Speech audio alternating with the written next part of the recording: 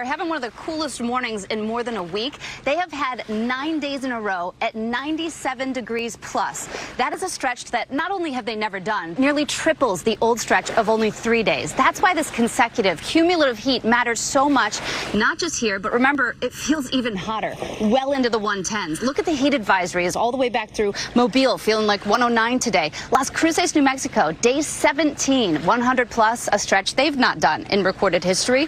And now that expanded excessive heat watch includes Fresno. That's just today. This goes on for the inevitable future, and it will stay very hot through, of course, when we're supposed to be the hottest, late July, early August. Well, I want to look at this live drone, though, because this is not just...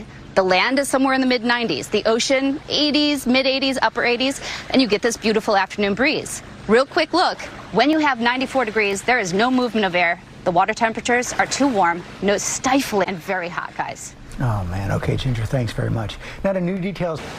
There's a flash flood emergency in western Kentucky this morning. The video from Wingo, where they have been doing water rescues into Mayfield.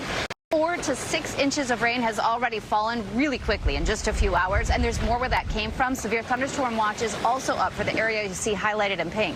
Now, coming up here on May, we'll talk more about these hot water temps. I mean, this is bath water at this point, and what that means for hurricanes and coral. It has had 15 days in a row at 95 plus degrees, and that's the land just obliterating their records. But this water is like bath water, and it is warm early. That's the big deal, because as that bleaches, that's what protects them from surge. A quick look across the nation, you've got those heat records still falling from New Mexico through Arizona, and now an excessive heat watch to Fresno.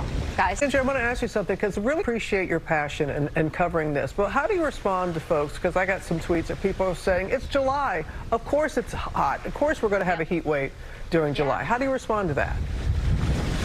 Well, yes, you're right. Summer is hot, and our average temperatures are always the hottest in July. However, when we say we've never seen stretches of 10, 12, 15, 20 days, depending on the city, El Paso now at 34 days at 100 plus, we are obliterating records, meaning that the old record was 23 days in El Paso, and there's no end in sight. That's when this is not typically July. Not only are we on track to see the hottest July on record for the Florida Keys, but